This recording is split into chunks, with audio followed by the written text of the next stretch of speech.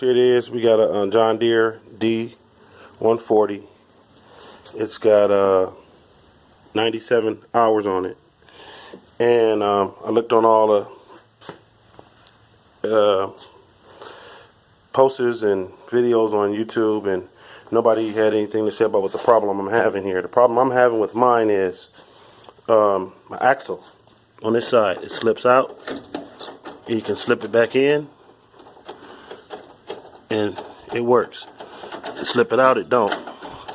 And I talked with everybody there online, even at Tuff Torq, and they said this shouldn't be happening.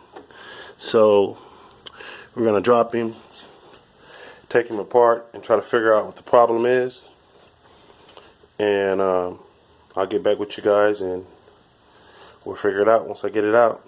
Once again, it's a John Deere 140, D140, and I'm having a little problem, less than 100 hours on it, having problems with axle coming out. We're going to see what it do. Stay tuned.